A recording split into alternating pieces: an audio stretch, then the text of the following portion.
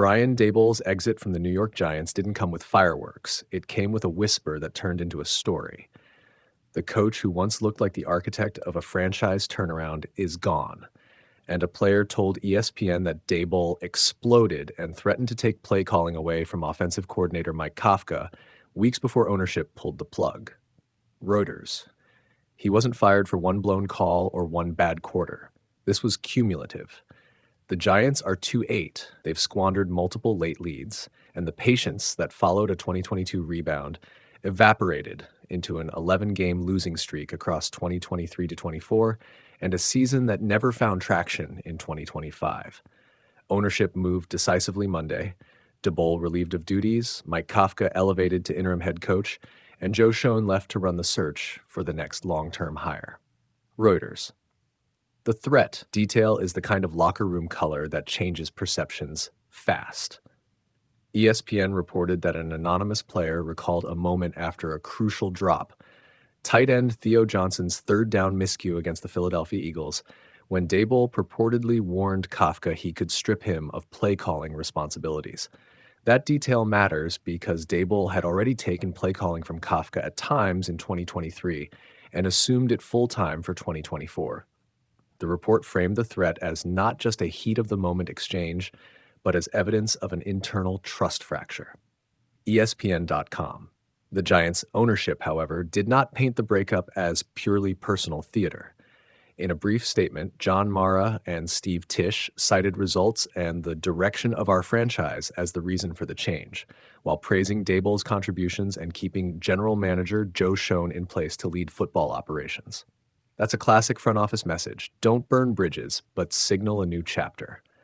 Still, whether the decision was driven more by wins and losses or internal dysfunction is now the debate that will define the narrative. Reuters. Let's be concrete about why this stings. Daboll came in with pedigree. He'd helped turn around Buffalo and was the 2022 Coach of the Year. And he arrived in New York with a clear mandate. Fix the quarterback room, rejuvenate the roster, and restore credibility. For a hot minute he did. But the film tells a harsher story the past 2 seasons. Collapsing leads, special teams meltdowns, inconsistent offense, and a franchise that's oscillated between hope and frustration. In that context, a coach who loses the locker room or appears to micromanage his coordinators becomes a lightning rod. The Washington Post. On the human side, Kafka's promotion is revealing. He's now the man tasked with steadying a 2-8 ship and getting the most out of rookie Jackson Dart, a roster with evident talent but thin margins, and a fan base fast running out of patience. Kafka inherits play-calling authority and the impossible job of turning around performance mid-season.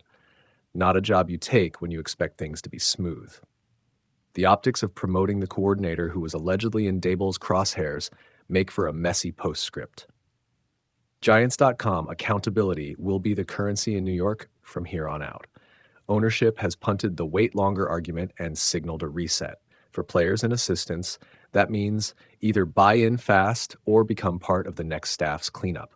For fans, it means another search and another set of decisions that will either return the Giants to relevance or confirm that the franchise is still circling its own tail.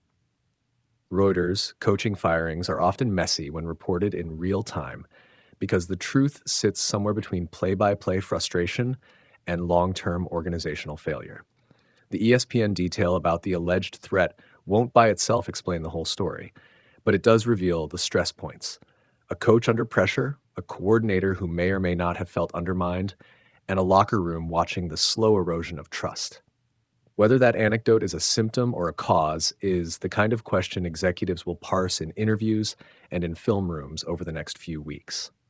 ESPN.com, plainly, the Giants fired Brian Daboll because the product on the field didn't match the promises off it. The reported dust-up with Kafka simply offers a tangible moment to hang that outcome on, a moment that, for many fans, crystallizes everything that went wrong.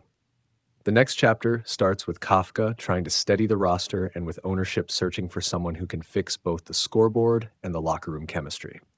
Reuters' final thought, coaching changes always reset the narrative, but they don't automatically fix structural problems. The Giants' next hire will say more about the franchise's future, whether they chase analytic stability, veteran leadership, or offensive innovation than any single press release.